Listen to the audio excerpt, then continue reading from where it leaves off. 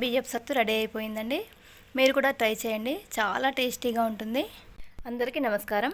ఈరోజు నేను తెలంగాణలో చేసే బియ్యపు పిండితో చేసే స్వీట్ అండి ఇది. ఆ బియ్యపు సత్తు ఎలా చేయాలో చూపించబోతున్నాను. దానికోసం ఒక పావు కేజీ రైస్ని తీసుకున్నాను. కొబ్బరి పొడి ఉంటే కొబ్బరి పొడి వాడుకోవచ్చు, లేదా ఎండు కొబ్బరిని కొబ్బరి పొడిలాగా చేసుకొని నేను ఇక్కడ వాడుతున్నాను. షుగర్, పుట్నాలు, నెయ్యి, గోధుమ పిండి, పల్లీలు.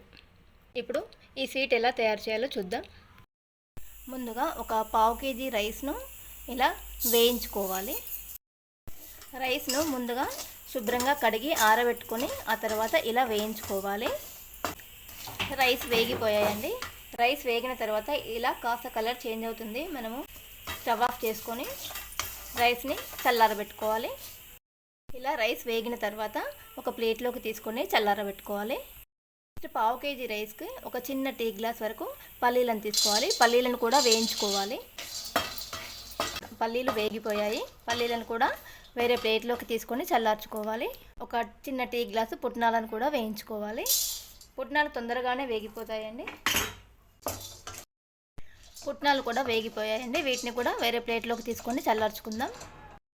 బియ్యము, పల్లీలు మరియు పుట్నాలు ఇవన్నీ చల్లగా అయిపోయాయి. వీటిని మిక్సీలో ఫైన్ పౌడర్ లాగా చేసుకోవాలి. వేయించుకున్న బియ్యాన్ని చల్లారిన తర్వాత ఇలా పౌడర్ లాగా చేసుకోవాలి. ఇప్పుడు ఈ పౌడర్ని ఒక బౌల్లోకి ట్రాన్స్ఫర్ చేసుకోవాలి.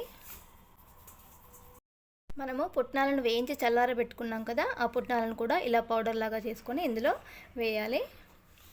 నెక్స్ట్ వేయించుకున్న పల్లీలను కూడా ఇలా పౌడర్ లాగా చేసుకొని ఇందులో వేయాలి. ఇంట్లోకి ఒక చిన్న టీ గ్లాస్ కొబ్బరి పొడిని వేసుకోవాలి.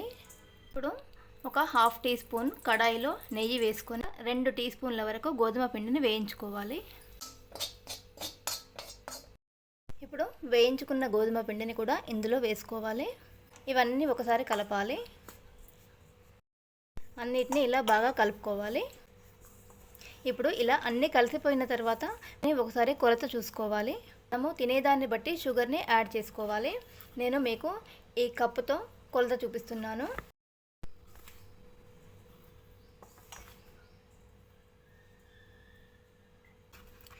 మనము అన్నీ మిక్స్ చేసిన పౌడర్ను ఒక కప్పుతో తీసుకొని ఈ బౌల్లో వేస్తున్నాను.